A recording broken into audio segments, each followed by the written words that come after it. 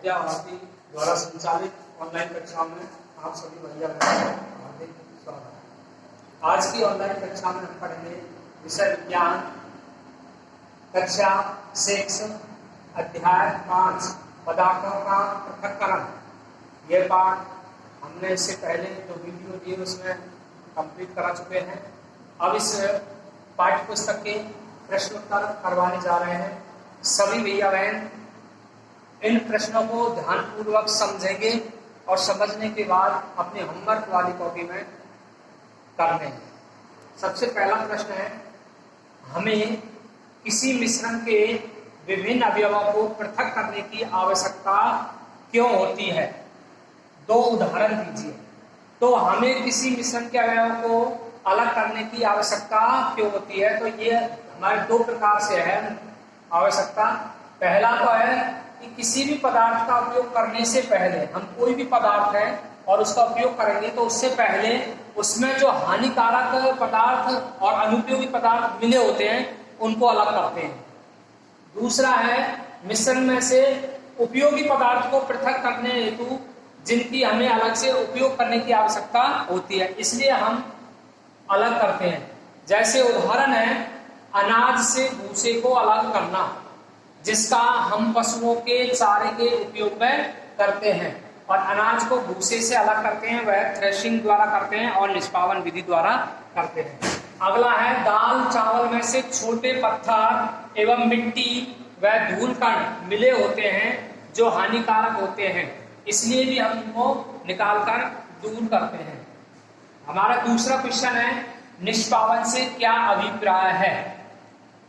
यह कहाँ उपयोग होता है? तो निष्पावन का अर्थ बताना है, निष्पावन क्या होता है और उसका उपयोग किस में करते हैं। तो ध्यान से सुनेंगे। निष्पावन, इसकी डेफिनेशन है कि पवन अथवा वायु के द्वारा किसी मिश्रण के अवयवों को पृथक करने की विधि को निष्पावन कहते हैं। अब है इसका उपयोग। निष्पावन का उपयोग किसी मिश्रण के हल्के तथा भारी अवयवों को पृथक करने के लिए किया जाता है। साधारणतः किसान इस विधि का उपयोग अनाज से हल्के भूसे को अलग करने के लिए करते हैं। नेक्स्ट तीसरा क्वेश्चन है, पकाने से पहले दालों के किसी नमूने से आप भूसे एवं धूल के कणों को कैसे पृथक करेंगे?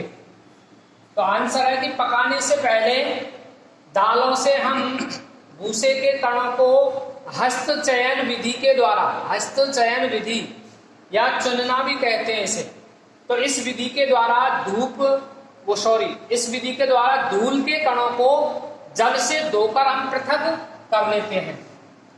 नेक्स्ट क्वेश्चन है छालन से क्या अभिप्राय है? तो छालन की परिभाषा और इसका उपयोग। तो छालन भी पृथक्करण की एक विधि है। इसमें छलनी के छिद्रों से महीन कण तो छनकर नीचे निकल जाते हैं, जबकि बड़ी अशुद्धियां होती हैं वह छलनी या चालनी में ही रह जाती है। इस प्रकार से हम मिश्रण को अलग कर सकते हैं। इसका उपयोग होता है निष्पावन तथा थ्रेसिंग के बाद भी गेहूं में बचे पत्थर डंडियां तथा भूसे को दूर करने में किया जाता है। नेक्स्ट क्वेश्चन है रेत और जल के मिश्रण से आप रेत तथा जल को कैसे अलग करेंगे? तो इसके लिए प्रयोग है, हमने यहाँ प्रयोग बनाया है। हम सबसे पहले कांच का गिलास लेते हैं, उसको आधा जल से भर लेते हैं, 1 चम्मच मिट्टी मिला देते हैं। विलोड़ित करने पर या घोलने पर वह मिश्रण बन जाता है और इस मिश्रण को थोड़ी देर हम रखे रहने देंगे।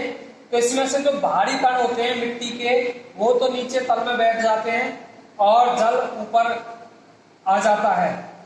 इसके बाद हम इस गिलास को दूसरे गिलास में उड़ेलकर और शुद्ध जल को हम अलग ले लेते हैं और मिट्टी दूसरे गिलास में रह जाती है। तो इसको भी समझेंगे।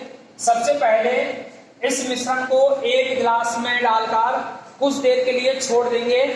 कुछ समय बाद रेत गिलास की तली में बैठ जाती है। यह प्रक्रिया अपसादन कहलाती है। साफ जल ऊपरी परत के रूप में आ जाता है। अब जल को हिलाए बिना गिलास को थोड़ा तिरछा करके इसके जल को दूसरे गिलास में उंडेल देते हैं। यह क्रिया निस्तारण कहलाती है। इस प्रकार अपसादन व निस्तारण विधि के माध्यम से रेत और जल को पृथक कर लेते हैं। धन्यवाद। शेष प्रश्नों को अगले वीडियो में करवाएंगे।